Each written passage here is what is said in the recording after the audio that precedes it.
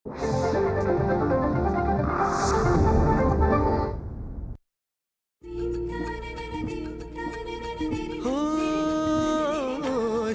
स्वरांचे बनती गाणे, साजनवानंद तराणे, रसिकांची हे जुळते नाते घडते जेव्हा सुरेल गाणे.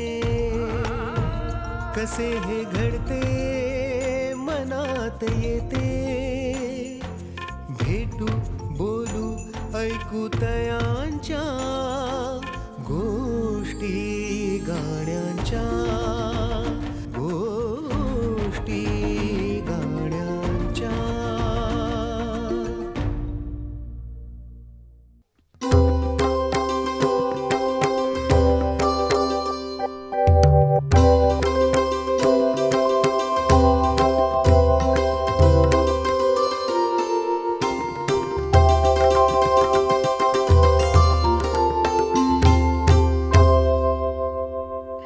नमस्कार. गोष्टी गाण्यांच्या कार्यक्रमात आपल्या सगळ्यांचं स्वागत आहे. गाण्यांच्या गोष्टी उलगडत असताना शास्त्रीय संगीत, उपशास्त्रीय संगीत, नाट्यसंगीत, अभंग या सगळ्या संगीत प्रकारातनं आपल्याला मिळणारा आनंद, समाधान रसिक म्हणून वेगळा असतो. पण जेव्हा ही कला सादर करत असताना कलावंतांना मिळणारं समाधान आणि त्यांना मिळणारा आनंद हा काही वेगळाच असतो. या सगळ्या प्रांतात मुसाफिरी करणारे दोन दिग्गज कलावंत आज आपल्यासोबत आहेत. आणि खरं तर नाट्यसंगीत आणि भक्तिसंगीताच्या परंपरेमध्ये एक स्वतःचं घराणं ज्यांनी निर्माण केलं आहे असे दोन कलावंत आज आपल्यासोबत आहेत.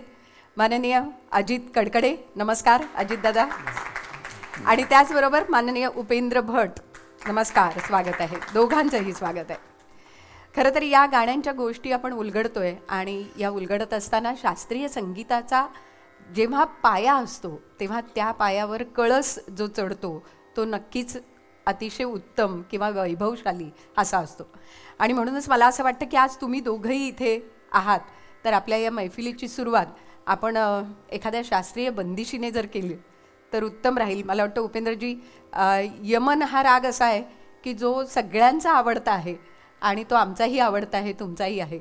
तर त्यातल्या एखाद्या बंदिशीने आपण आजच्या मैफिलीची सुरुवात करूया. यमन राग हा तुम्ही सांगितल्याप्रमाणे सगळ्यांना आवडणारा राग आणि सगळ्यांना माहीत असलेला राग आहे. तर एकच सांगतो मी, प्रत्येक घराण्यामध्ये तो यमन राग ओळखायची एक पद्धत आहे की आता बुवा गाताना प्रारंभी कळतं की हे पंडित जितेंद्र अभिषेकी बुवांचं गाणं आहे. तसं भीमसेन जोशींसुद्धा त्यांनी पर्टिक्युलर एक स्टाईल केलेलं आहे. आता आमच्या याच्यामध्ये यमन राग गायचं असेल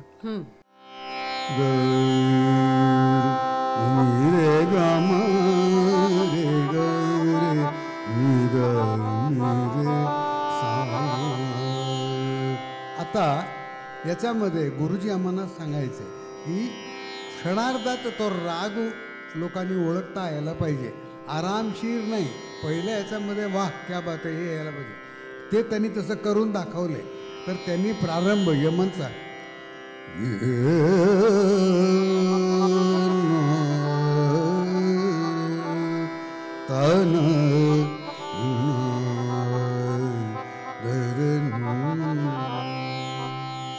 सर्व ऑडियन्सना कळलं की आज यमन आहे. ही एक त्यांची ताकद होती. त्याच्यावरच एक सुंदर बंदिश आहे. ही गुरुजींनी नाही, चोठा गंधर्वांनी केलेली बंदिश आहे. एक ताल धृतमध्ये फार मजेशीर आहे, अर्थपूर्ण आहे, म्हणून मला ती आवडली. त्यामुळे मी त्याचा मागे लागलो आणि मी माझ्या गाण्यामध्ये मी तेच गाणं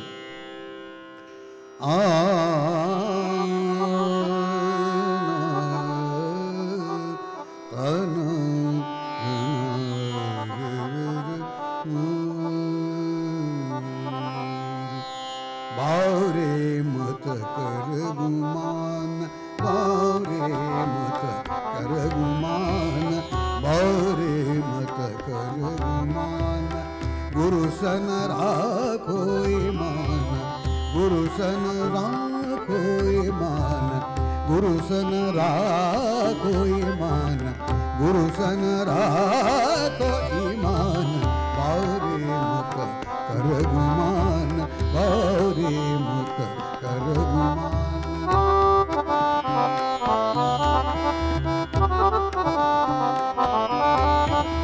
गुणसागर गुरुमान गुणसागर गुरुमान गुणसागर गुरुमान गुणसागर गुरुमान सतगुण की गुरु निदान सतगुण की गुरु निदान गुण घट में गुरु ही प्राण गुण घट में गुरु ही प्राण बेगुनी गुरु जो पहचान बेगुनी गुरु को पहचान बावरे मत कर गुमान बावरे मत कर गुमान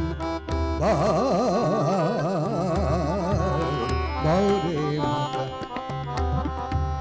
पमद पम गरे गम पम गरे गम रे गो रे धनी धनी गम पम गरे सा बावरे मत कर गुमान गुण सागर गुरुमान गुण सागर गुरुमान गुरु महान गुरु महान गुरु महान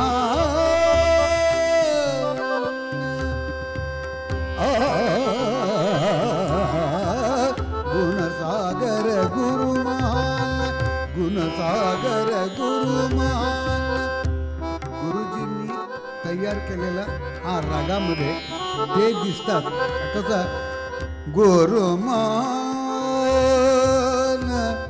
मान मान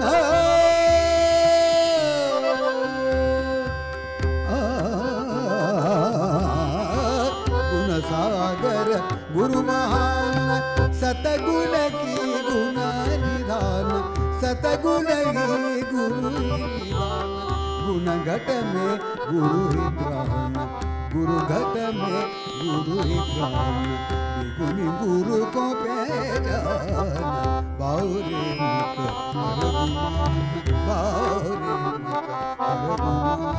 बावरे मत कर गुमान बावरे मत बावरे मत कर गुमान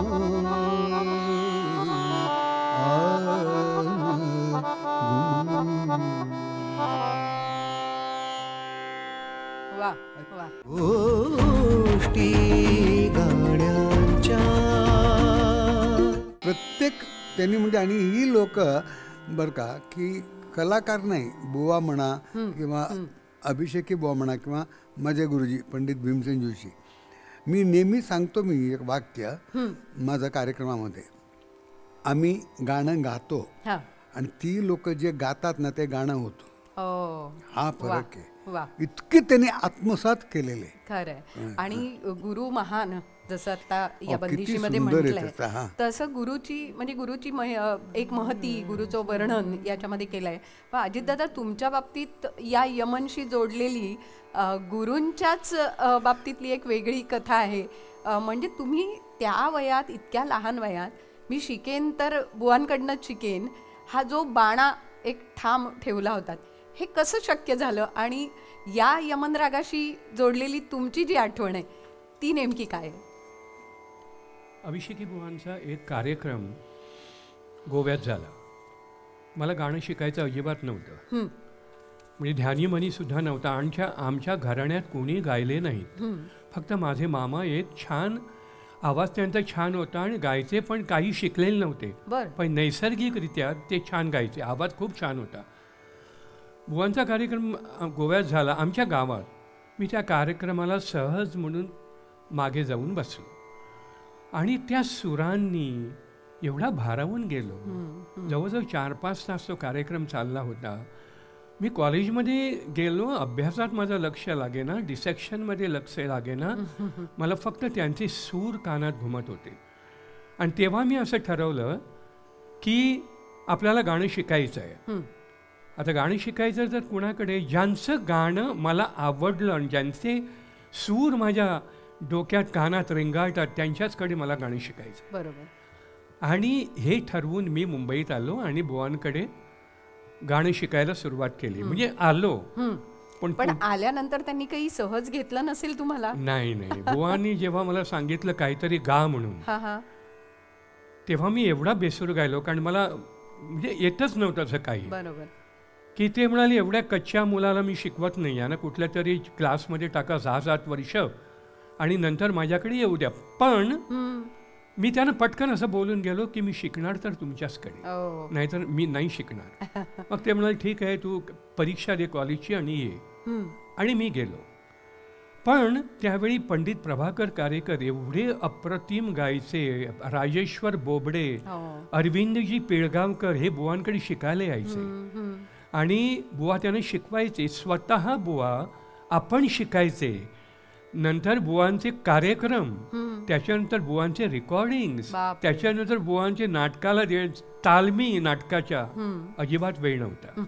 आणि मला तर काहीच येत नव्हतं, म्हणजे एक सारेगमा पधनीचा सुद्धा येत नव्हतं. त्याच्यामुळे बुवांनी मला कंपल्शन असं केलं की त्यांना शिकवताना तू कुठेतरी आजूबाजूला राहा किंवा बस किंवा उभा राहा आणि नुसतं ऐक. नुसतं ऐक. बरं. आणि जवळजवळ 2-1 वर्षानंतर बुवांनी मला पहिली यमनची शीश शिकवली. 2 वर्ष काही शिकवलं नाही. बरं. कारण त्यालाही एक निमित्त झालं. जी ते काय झालं, बुवा मला सांगून गेले की मी बाहेर जातो आणि 2 तासानंतर येतो आणि तू जरा कोण आले तर अटेंड कर. बुवा गेल्यानंतर ह्या सगळ्यांना बुवा जे शिकवायचे ते काही राग मला माहिती नव्हते, पण चीजा मला यायला लागल्या होत्या. तोडी रागाची चीज, भूपालीची चीज, भैरव रागाची चीज. बुवा गेल्यानंतर लगेच मी ते एक एक गायला सुरुवात केली. आणि तेवढ्यात मला वाटतं 15-20 मिनिटातच बुवा आले, परत आले. 2 तासानंतर येणारे ते 20-25 मिनिटात आले. आणि एखाद्या वेळी त्यांनी ते बाहेरून ऐकलं असेल, ते आत आले, कपडे बदलले, आपल्या आसनावर येऊन बसले आणि मला विचारलं त्यांनी, तुला हे कसं येतं सगळं? तर मी म्हटलं बुवा, मी असा बसत होतो किंवा उभा राहत होतो आणि तुम्ही त्यांना शिकवत असताना ज्या चीजा मी ऐकल्या त्या काही चीजा मला यायला लागल्या. म्हणजे रागाचा आरोह अवरोह असा खूप छान येतो असं नाही, पण चीजा पाठ झाल्या. आणि त्या रात्री बुवानी मला पहिली यमनची चीज शिकवली. येस, ऐकूया आपण ती. या 2 वर्षाच्या प्रतीक्षेनंतर.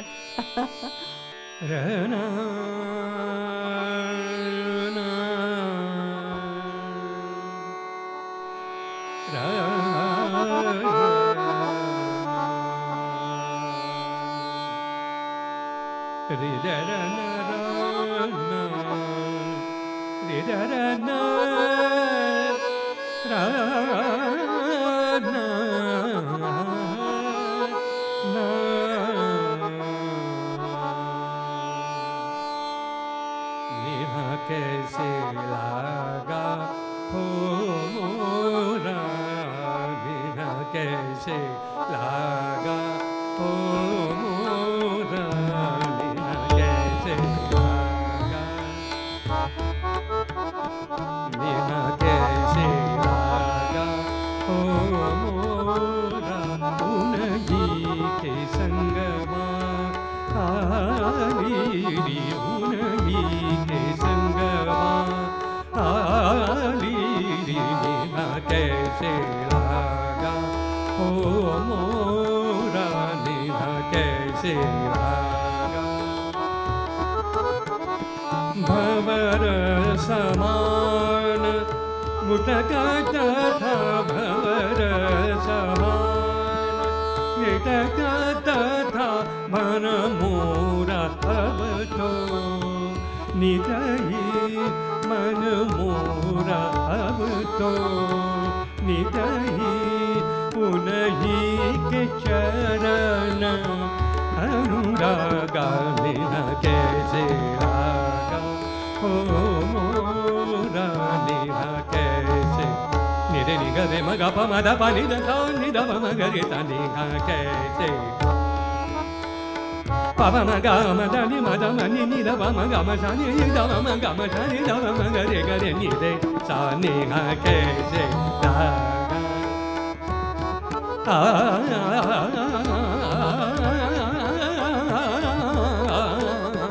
ni ha ke se laga go mora, ni ha ke se laga, कैसे लागा, कैसे लागा. म्हणजे तेव्हा शिकलेला तो यमन आणि आज सादर केलेला यमन यामध्ये आणखीन समृद्धता नक्कीच तुमच्या गाण्यामध्ये आली. पण तिथून पुढे मग 10 वर्ष सलग गुरुकुलमध्ये राहून तुम्ही त्यांच्याबरोबर राहिलात, त्यांच्याकडून शिकलात जी. आणि ते शिक्षण पुढे चालू राहिलं. जी. उपेंद्रजी, तुमच्या बाबतीत नेमकं काय झालं? म्हणजे मंगलोर ते पुणे आणि भीमसेन जोशींपर्यंत पोहोचणं हा प्रवास नेमका कसा घडला? खरं म्हणजे माझं नशीब म्हणतो मी धन्य समजतो की आयुष्यात मला एकच गोष्टीचा आनंद वाटतो, मी कलाकार होऊ दे न होऊ दे सगळं, पण या जन्मामध्ये जगामधला सर्वश्रेष्ठ गुरु मला गुरु म्हणून लाभला आहे, ते म्हणजे पंडित भीमसेन जोशी. आणि याचं कारण म्हणजे मंगळूरमध्ये माझा जन्म, कर्नाटकमध्ये. तिथे देवळामध्ये मोठं एक देऊळ आहे व्यंकटेशाचं, आणि त्याचंच बाजूला छोटंसं विठ्ठल मंदिर आहे. ते विठ्ठल मंदिरामध्ये माझे वडील पूजा करायचे. बरं. तेव्हा तिथे, आणि ते संस्कृत स्कॉलर होते, संस्कृतमध्ये बोलायचे माझे वडील. तर त्यांनी मला लहानपणी, म्हणजे मी तेव्हा 8 वर्षाचा का होतो, तेव्हा मला कार्तिकी साठी संबंध एक महिनाभर सकाळी 5 वाजता आरती असायची. तेव्हा वडिलांनी मला 2 गाणी शिकवली, आणि हे सकाळी 5 वाजता म्हणायचा. ते आरती झाली की 4:30ला आरती येते, ते म्हणायचा. तेव्हा ते आलेले जे लोक देवदर्शनाला, ते सगळे माझं गाणं आहे म्हणून यायला लागले, आणि त्याचा फेमस, आणि इतकं सुंदर गाणं आहे. आणि माझा वडिलांना आवाज होता, फक्त त्यांना एकच इच्छा होती, मी त्यांच्यासारखे संस्कृत विद्वान व्हावा. ते न होता मी हे सगळं सुरू केलं जसं म्हणे. आणि त्या काळामध्ये पंडित भीमसेन जोशी एकदा जर आले 3-3 महिने राहायचे. दिस इज इन 1963-64ची गोष्ट आहे. मी 13-14 वर्षाचा होतो. मग 65 का 66 साली ते आले, तेव्हा त्यांना तानपुऱ्यावर बसायला एक मुलगा पाहिजे असं त्यांनी निरोप दिला. तर तिथल्या लोकांनी सांगितलं की उपेंद्र भट आहे बरं, कारण तो चांगला वाजवतो. मग मला घेऊन गेले. सर्वप्रथम मी त्यांना असं पाहिलं, नुसतं नाव भीमसेन नाही, तसंच होतं. पण ते पाहतानाच भीती वाटायची, म्हणजे आदरार्थ भीती असते. तेव्हा असं पाहिलं मला, आणि म्हटलं की तमोरा बारीस तिरा तानपुरा वाजवता का तू? हो म्हण. आणि मी देवळामध्ये पूजा करतोय कळल्यानंतर ते सर्व शिष्यामध्ये सगळ्यांना ते तू तू म्हणायचे, फक्त मला एकट्याला तुम्ही असं म्हणायचं. कारण मी म्हटलं तुम्ही सगळ्यांना तू तू म्हणतो, मला का तुम्ही म्हणता? तेव्हा ते म्हटले की तुम्ही पूजा केलेलं पाहिले मी, म्हणजे मंगळूरमध्ये. तेव्हा मी त्यांना तानपुऱ्यावर बसलो 1965-66ला. आणि त्याच्यानंतर जेव्हा दरवर्षी यायचे गुरुजी, आणि ते येताना ते निरोप द्यायचे, ते उपेंद्र भट म्हणून आहेत, त्यांना सांगा बरं का. आणि तेव्हापासून तानपुऱ्यावर. मग नंतर 71 साली गुरुजींना पद्मश्री मिळालं, तेव्हा एक मोठा प्रोग्राम झाला. तेव्हा मी त्यांना सहज म्हटलं, म्हणजे एकदम क्लोज बोलायचे माझ्याशी, आणि 3-3 तास पायचे पद बसायचं मी, असं नाही. मग नंतर तेव्हा म्हटलं की मला तुमच्याकडे गाणं शिकायचं म्हटलं. तेव्हा त्यांनी असं म्हटले, याचा अगोदर कुठे शिकले तुम्ही म्हणून. तेव्हा मी त्यांना सांगितलं की नारायण पै म्हणून, ते कोणाचे शिष्य आहे म्हटलं की ते चिदानंद नगरकर म्हणून फार मोठे गवय्या. तेव्हा ते गुरुजी म्हटले, अरे बापरे, इतकं मोठा माणूस आहे. म्हणजे गुरुजींनी चिदानंद नगरकरला मोठं म्हणायचं असेल तर तेव्हा किती मोठे होते ते. म्हटलं सर्व सरगम दुधामध्ये घालून गिळून प्यायलेले माणूस येतो, असं त्यांनी बोलले. मग नंतर ठीक आहे, एक 5-6 वर्ष माधव गुडी त्यांचे ज्येष्ठ शिष्य भीमसेन जोशींचे, त्याच्याकडे शिका. मग नंतर तो मला सांगेल म्हटलं. मग नंतर 79मध्ये मला एक संधी मिळाली की पुण्यामध्ये मला बाबूजींनी बोलवलं कन्नड गीतरामण गाण्यासाठी. तेव्हा मी साधारण, म्हणजे आता सांगायला हरकत नाही, 25-30 हजार लोकांचा समोर मी कन्नड गीतरामण सादर केले. आणि गंमत तुम्हाला सांगतो, आश्चर्य म्हणजे लोकांना कळलं पाहिजे, मराठी सुधीर फडके या माणसांनी कन्नड माणसाला कन्नड गीतरामण शिकवलं. 56 गाण्याची त्यांनी तयारी केली होती बाबूजींनी स्वतः गाऊन. तर म्हटलं असं असायला अर्थ बिघडत नाही ना, असंच करू. गोष्टी गाण्यांच्या आणि तेव्हा 9 दिवस गीतरामणचा कार्यक्रम होता.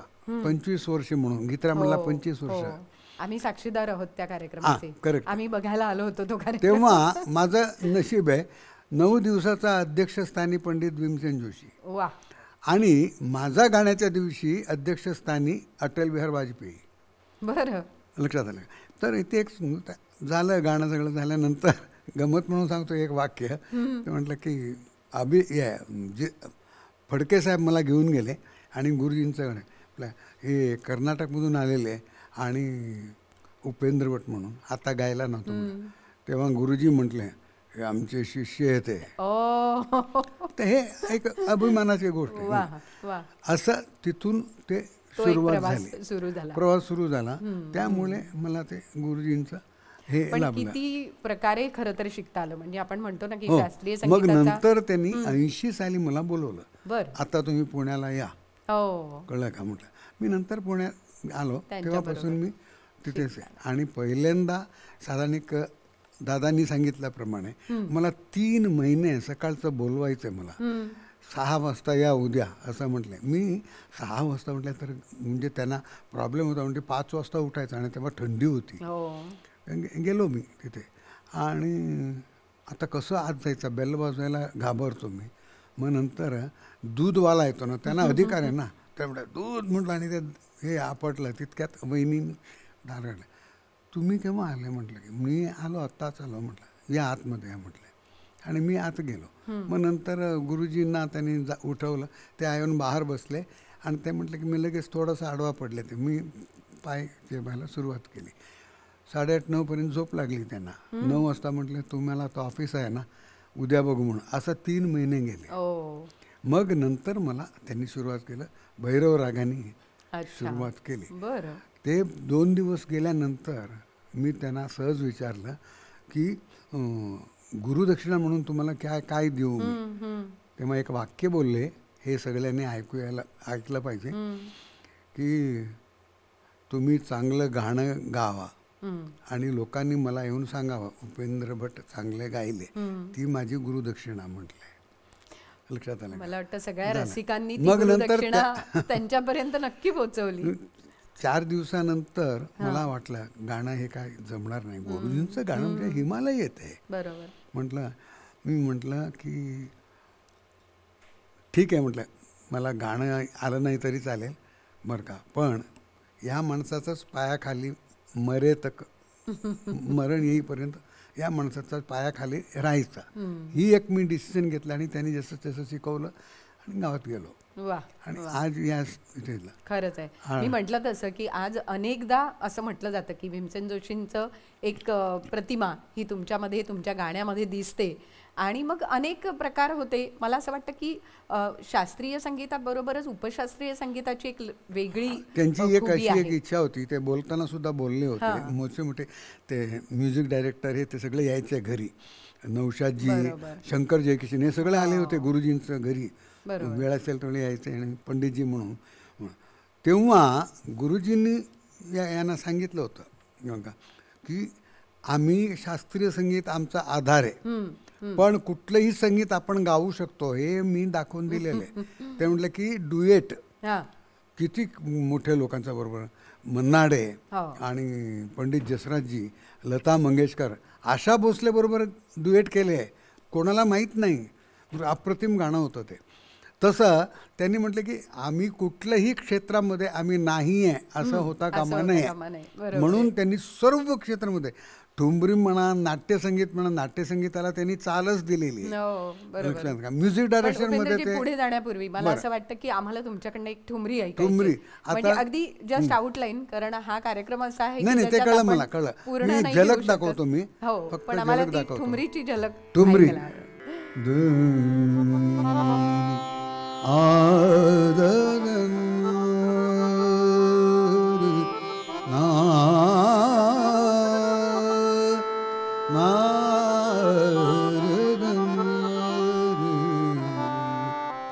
शाम न अब तक आए, शाम न अब तक आए, मोरी आशा हो मोरी आशा डूब जाए, शाम न अब तक शाम न अब तक आए।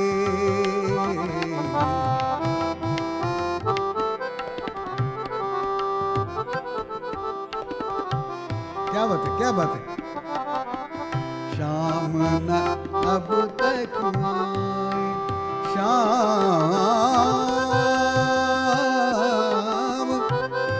शाम न अब तक आए हो,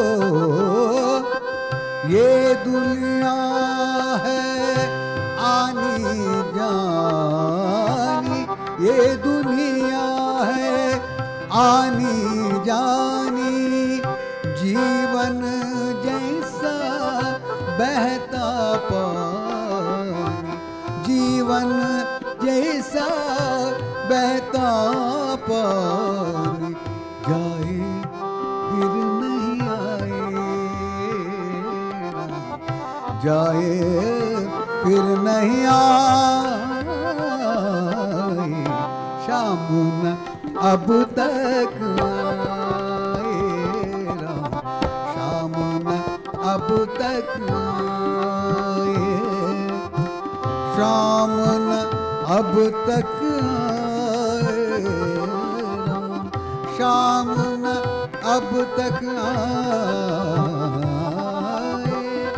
शाम न अब तक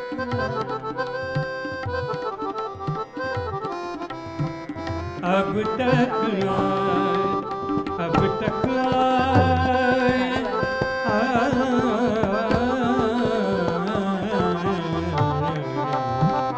शाम न अब तक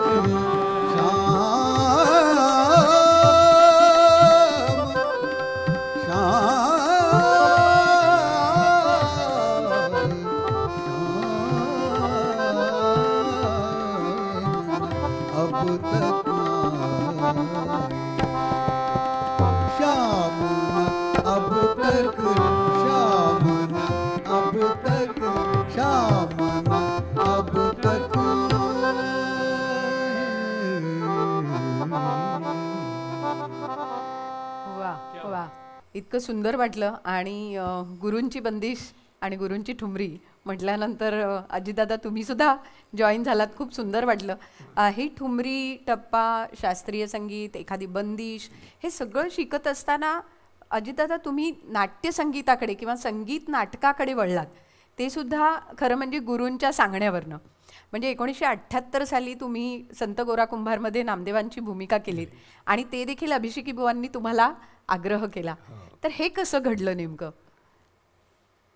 मला नाटकात काम करायची अजिबात आवड नव्हती. म्हणजे मी कधी विचार पण केला नव्हता की मला नाटकात काम करायचं आहे. मला फक्त बैठकीचं गाणं करायचं होतं. पण अकस्मात एक दिवस बुवा जेव्हा घरी आले तेव्हा ते म्हणाले, तुला नाटकात काम करायचं आहे. बरं. मी बुवानं म्हटलं, बुवा मला नाटकात काम करायचं नाही आहे. तर म्हणाल करायचं आहे, कारण तुला हाईट आहे, तू दिसतो चांगला, तू गाशील चांगला, फक्त तुला बोलायचं ते प्रोज शिकायला पाहिजे.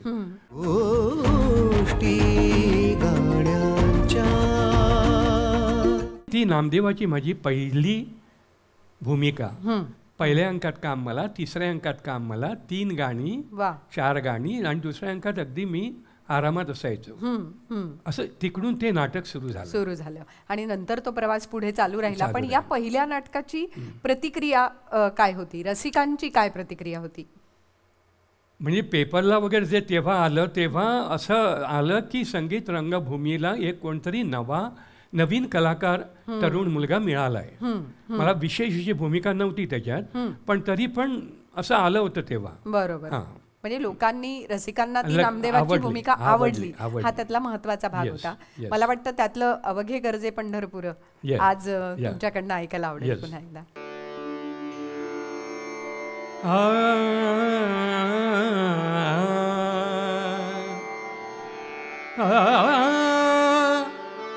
अवघे गरजे पंढरपूर, अवघे गरजे पंढरपूर, अवघे गरजे पंढरपूर चालला नामाचा गजर चालला नामाचा गजर चालला नामाचा गजर नामाचा गजर नामाचा गजर अवघे गरजे पंढरपूर अवघे गरजे पंढरपूर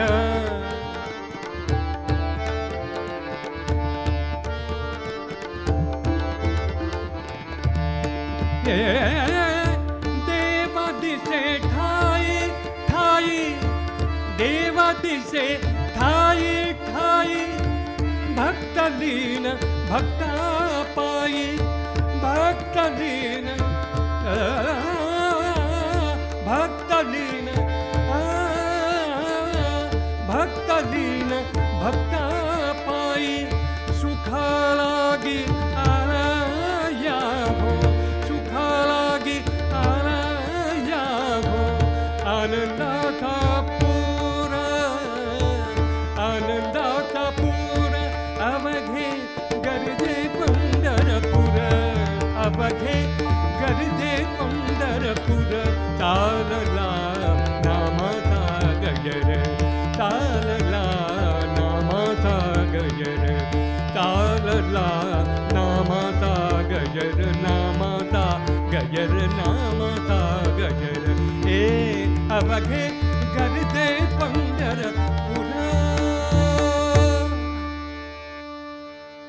वा, अप्रतिम. म्हणजे संत नामदेवांच्या या भूमिकेने रंगभूमीवर एका नव्या कलावंताचं पदार्पण झालं आणि मग त्यानंतर संशय कल्लोळ, शारदा, कितीतरी नाटकं आली, महानंदासारखं नाटक आलं आणि त्यावेळेला सगळ्या सामाजिक आशय जे होते ते सगळे त्या नाटकांमधनं येत होते आणि तो अभिप्रेतही होतं की लोकांपर्यंत तो विषय पोहोचावा. मला आठवतं महानंदा नावाचं जे नाटक होतं त्यातलं तुमचं एक पद खूप गाजलेलं, तुझ्या गे चरणीचा. हो हो, आज थोडंसं ऐकूया. येस, एक झलक तुम्हाला ऐकवतो मी. वनी थोडंसं एक वेगळ्या रागावर, म्हणजे तो कॉमन राग होता. स ग मदनी स नि द म ग म ग सा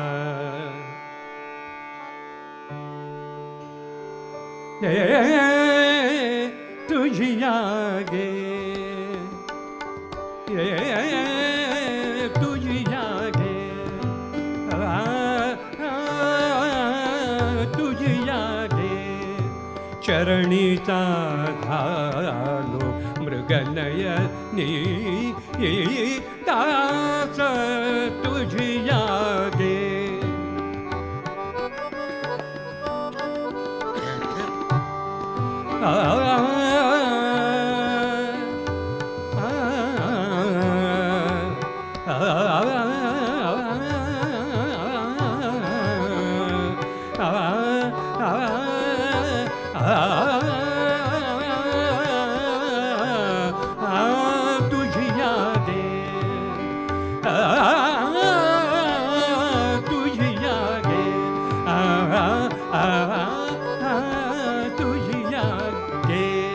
चरणीचा झालो मृगनयनी दास तुझी यागे तुझी यागे तुझी यागे. वा, खरं तर अभिषेकी बुवांचं किती वैविध्य जाणवतं. म्हणजे अभिषेकी बुवांच्या संगीताचं वैविध्य जर आपण पाहिलं तर अगदी मत्स्यगंधा, कट्यार, म्हणजे एक टप्पा जर म्हटला, मत्स्यगंधापासून सुरुवात झालेली, कट्यारसारखं एक वेगळं नाटक आणि ते अगदी पुढे मग लेकुरे उदंड झालीसारखं एक वेगळं, म्हणजे भावगीतात्मक अंगाने जाणारी अशी नाटकं. म्हणजे बुवांच्या संगीताचं हे वैविध्य आपल्याला खूप जाणवतं त्यात. तुम्हाला स्वतःला खूप जवळ. बुवांनी जेव्हा संगीत दिलं, बुवा हार्मोनियम हातात कधीच घेत नसत. बरं. चाल लावताना की मी कधीच बघितलं नाही बुवानी हार्मोनियम हातात घेतलेली. असंच त्यानं चाली सुटायच्या बसल्या ठिकाणी. म्हणजे त्याने हार्मोनियम घेऊन बुवा बसले आणि चाल लावले असं नाही. नंतर कधीतरी ते कुणाला तरी सांगायचे जरा हार्मोनियमचा सूर पकड. अच्छा. आपण त्यांना ना बसल्या ठिकाणी चाली सुचायचा आणि बऱ्याचशा चाली त्यांनी काही म्हणजे चिजांवर नाटकाच्या चाली केल्या. बसल्या ठिकाणी त्यांना चाली सुचायच्या. मला तुम्हाला सांगतो, मला आमचे गोव्याचे ज्यांनी रंगभूमी गाजवली अक्षरशः, रामदास कामतजी, वा. मला ते त्यांचं एक वाक्य नेहमी ते मी भेटल्यावर अजून आठवतं. ते मला कोकणीत म्हणायचे, खैसून आणता रे व चाली. म्हणजे कुठून आणतात हा माणूस, कुठून या चाली आणतो. बरोबर आहे. मला म्हणायचे मी चाल लावायला बसलो तर 3 दिवसात मला एकही ओळ सुचत नाही, आणि हा माणूस कुठून चाली आणतो, असे आमचे बुवा. आणि रामदास कामतांनी कितीतरी पदं बापरे, ते गायलेली म्हणजे आहेत. मला अजून आठवतं, मला जेव्हा मी अगदी नवीन होतं, बुवानी मला शिकवलेलं नव्हतं, तेव्हा बुवानी मला एक सांगितलं, संगीत मानापमान होतं हा. याला शिवाजी मंदिरला, आणि बुवा याला राहायचे म्हणजे शिवाजी पार्कलाच. बर. मला म्हणाले तू जा आणि रामदास कामतांचं गाणं ऐक, म्हणजे स्टेजवरचं रंगभूमीवरचं गाणं काय असतं. आणि मी गेलो, मी चक्रावून गेलो. त्यांचा तो लावलेला सहा रे ग म आणि त्यांचा तो खडा आवाज, वा. ओ मी म्हणजे गारच झालो तिकडे त्यांचा तो आवाज ऐकून. खरं खरं. आणि संगीत रंगभूमीवर रामदास कामतांनी एक फार मोठे. स्वतंत्र स्वतःचा एक एरा खरं तर तयार वेगळंच केला. केलंय आपलं खरं. नाव. पण उपेंद्रजी, भीमसेन जोशींच्या बाबतीत सुद्धा हे झालं की म्हणजे एरवी आपण त्यांचे अभंग ऐकले किंवा शास्त्रीय संगीत ऐकलं, पण धन्य ते गायनी कळासारखं नाटक की ज्याला बुवांनी संगीत दिलं, भीमसेन जोशींनी संगीत दिलं, तर हा सगळा जवळून तुम्हाला अनुभवता आला का? आणि त्यावेळच्या काही त्या धन्य ते गायनी काळाच्या वेळी काही घडलेली गोष्ट आठवते का? नाही, धन्य ते गायनी कळा ह्याच्यासाठी बालकृष्ण बुवा भोबे त्यांनी, ते काय डायरेक्टर का कोणी ते लेखक होते किंवा ते स्वतः होते वाटतं, त्यांनी कोणाला तर सांगितलं की याचे गाण्याचे चाल कोणी द्यायचा. तेव्हा खूप लोकांचं नाव आलं तेव्हा की अमुकडे अमुक, त्याच्यामध्ये बुवांचं सुद्धा नाव होतं, अभिषेकी बुवांचं. अच्छा. तर तेव्हा ते म्हटलं नाही, एक नवीन प्रयोग करू आपण. म्हटलं का? म्हटलं भीमसेन जोशींना सांगू त्याला म्युझिक द्यायला. बरोबर. तेव्हा त्यांनी म्हटलं की भीमसेन जोशी शास्त्रीय संगीताचे. ते म्हटलं बघा तुम्ही क्लासिकलचं लोक किती डीप असतात आणि ते भीमसेन फार अलग चीज आहे. आम्ही जाऊ त्यांच्याकडे आणि गुरुजींच्याकडे आल्याने सांगितलं असं असं नाटकाला 4-5 गाणी आहे, तुम्ही संगीत द्यायचे. आणि ते नाटक तानसेनवर होता, लक्षात आलं का? म्हणून आम्ही तुमच्याकडे आलो, तुम्ही भीमसेन आहे, तानसेनचं म्हटलं. ते म्हटलं ठीक आहे, आम्ही प्रयत्न करू, असं बोलले गुरुजी. आणि असा चाल दिली 5 गाण्याला अफलातून. आणि त्या काळामध्ये मला खूप मोठे म्हणजे लोकांनी मला सांगितलेली गोष्ट आहे, यशवंत खळेसारखे लोकांनी मला ही गोष्ट सांगितली. ज्या दिवशी त्यांचं जे नाटक उभं राहिलं त्या दिवशी सर्व गायक कलाकार आणि म्युझिक डायरेक्टर सगळे चकित झाले. म्हणे अरे इतकं भीमसेन जोशींनी असंच चाल दिली. आणि त्याच्यामध्ये ते काय चिरंजीव राहो अशी म्हणजे ललतचा हे घेऊन. आणि त्याच्यामध्ये एकापेक्षा एक गाणं रंगलं. आणि त्या गाण्यासाठी रामदास कामत त्याच्यामध्ये ॲक्टिंग करणार आहे. तर त्यांनी सांगितलं अरे म्युझिक डायरेक्टर हे बॉबीनी त्यांना सांगितलं, त्यामुळे तू जाऊन त्यांच्याकडे ते गाणं बसून घे म्हणून. तेव्हा रामदास कामतनी सांगितलं की एक एक गाणं मी 1-1 महिना रियाज केला तरी सुद्धा मला मनाला आवडलं नाही बरं का. सगळे लोकांनी चांगलं म्हटलं हे म्हटलं, कारण मी भीमसेन जोशींच्या जो सुरामधून ऐकलं ते माझं आयुष्यात जमेल असं मला वाटलं नव्हतं. पण तरी नंतर नंतर चांगलं झालं म्हटलं. आणि रेकॉर्डही आहे त्यांचं.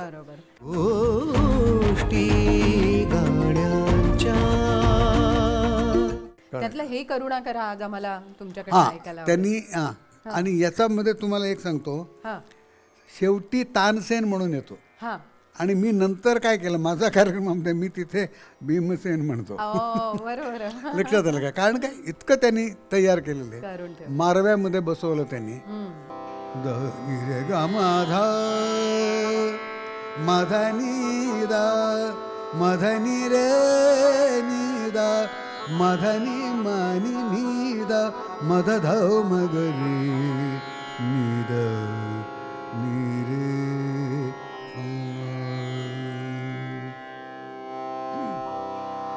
हे करुणा करा ईश्वरा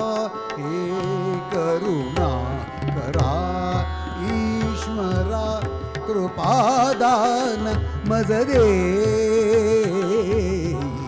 हे करुणा करा ईश्वरा हे करुणा करा ईश्वरा कृपादान मज देई हे करुणा करा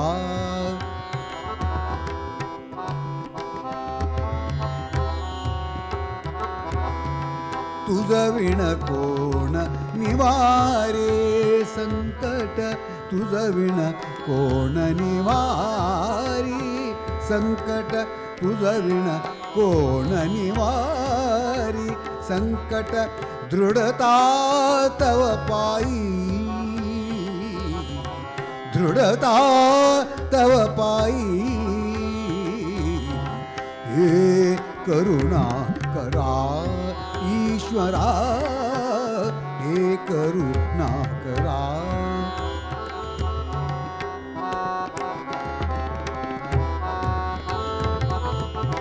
तू ही आदि तू अनंत तू ही आदि तू अनंत तू ही आदि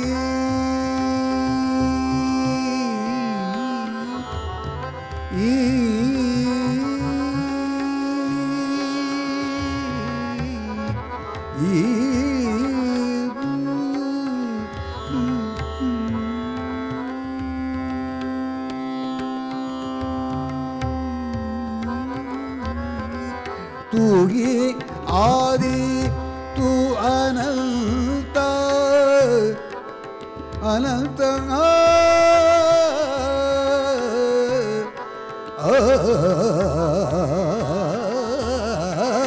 तू ही आदि तू अनंत तू ही आदि तू अनंत तू ही दुस्तर भवनिधि तारक तू ही दुस्तर भवनिधि तारक तानसेन प्रभु तुम्ही उदरा तानसेन प्रभु तुम्ही उदरा भीमसेन प्रभु तुम्ही उदरा हे करुणा करा ईश्वरा हे करुणा करा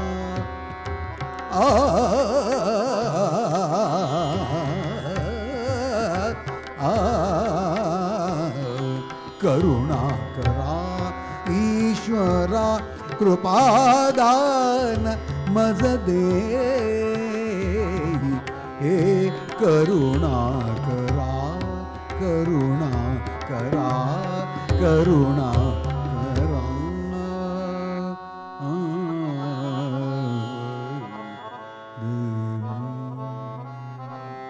वा वा अप्रतिम. क्या बात.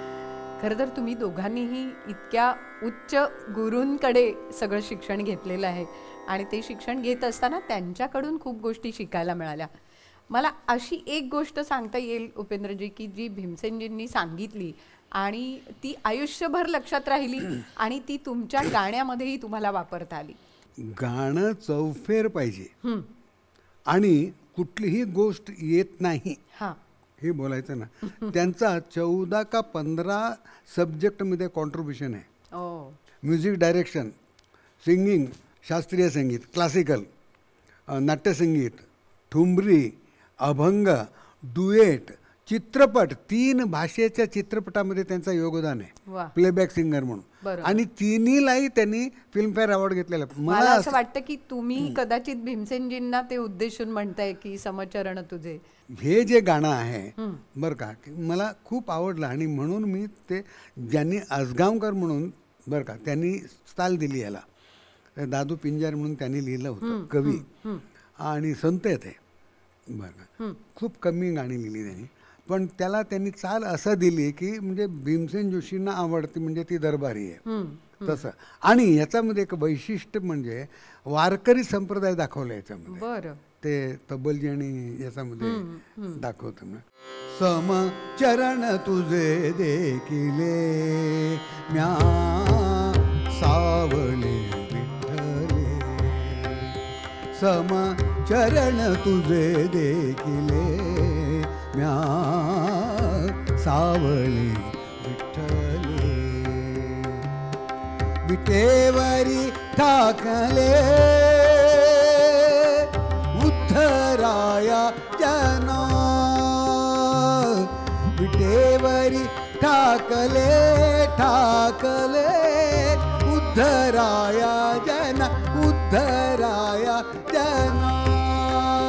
समचरण समचरण समचरण तुझे देखिले म्या सावळी विठ्ठले, समचरण तुझे देखिले म्या सावळी विठ्ठले.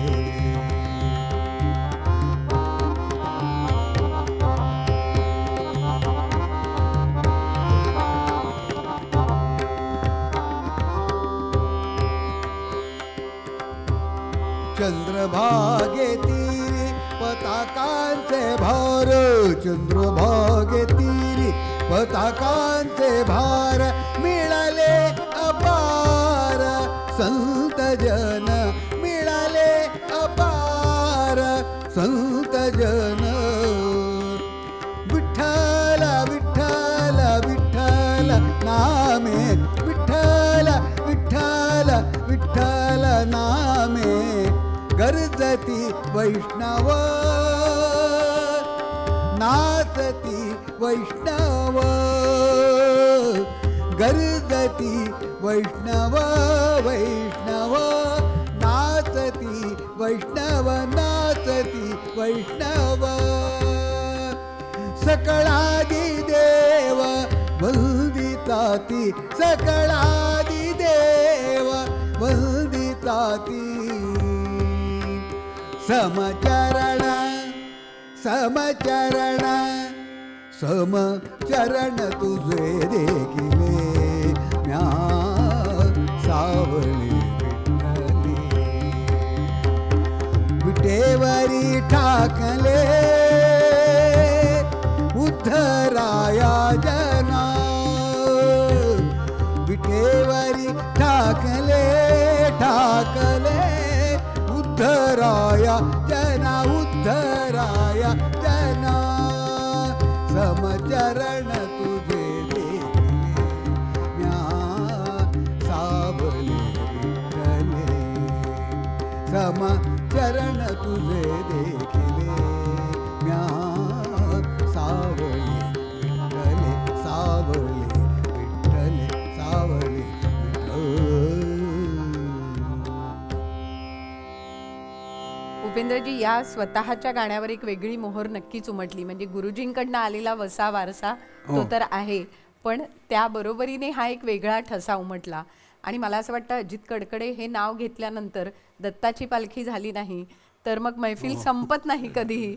आणि 300-350 अल्बम्स तुमची खरे तर झालेले आहेत आणि त्यातही नंदू होणं, प्रवीण दवणे आणि तुम्ही, मला वाटतं 250 वगैरे अल्बम तुमचेच तिघांचे आहेत. मी खरं मोजलेच नाही, मोजले किती गाणी झाली, किती अल्बम झाले, अजिबात मी मोजत नाही कधीच. बरोबर, पण बरेच झाले, बरेच झाले. आणि भक्ती परंपरेमध्ये एक वेगळा प्रवाह खरं तर तुम्ही निर्माण केला.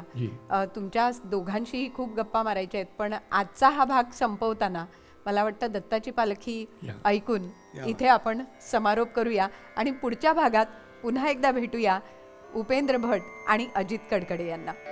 दिगंबरा दिगंबरा श्रीपाद वल्लभ दिगंबरा, दिगंबरा दिगंबरा श्रीपाद वल्लभ दिगंबरा.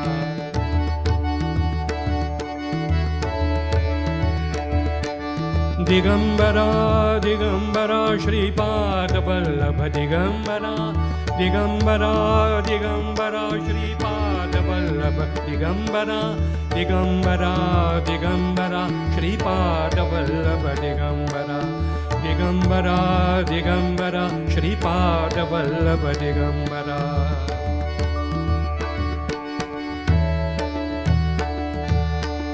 निघालो घेऊन दत्ताची पालखी, निघालो घेऊन दत्ताची पालखी. आम्ही भाग्यवान आनंद निधान, आम्ही भाग्यवान आनंद निधान. झुलते हळूच दत्ताची पालखी, झुलते हळूच दत्ताची पालखी. निघालो घेऊन दत्ताची पालखी, निघालो घेऊन दत्ताची पालखी.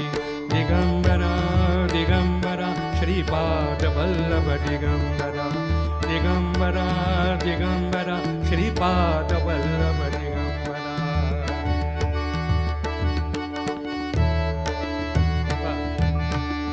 वाट वळणाची जीवाला या ओढी, वाट वळणाची जीवाला या ओढी, वाट वळणाची जीवाला या ओढी. दिसते समोर नरसोबाची वाडी, दिसते समोर नरसोबाची वाडी. वाट वळणाची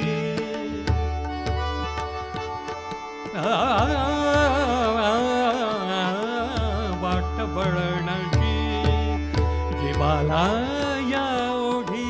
दिसते समोर नरसोबाची वाडी. डोळ्यात गंगा लागली बोलकी, डोळ्यात गंगा लागली बोलकी. निघालो घेऊन दत्ताची पालखी, निघालो घेऊन दत्ताची पालखी.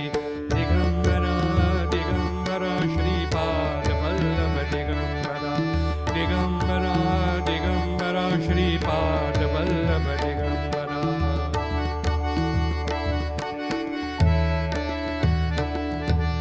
दिगंबरा दिगंबरा श्रीपाद वल्लभ दिगंबरा, दिगंबरा दिगंबरा श्रीपाद वल्लभ दिगंबरा.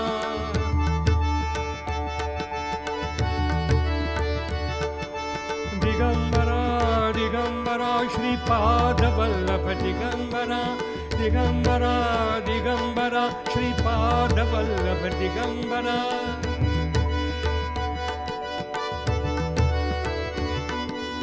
दिगंबरा दिगंबरा श्रीपाद वल्लभ दिगंबरा, दिगंबरा दिगंबरा श्रीपाद वल्लभ दिगंबरा.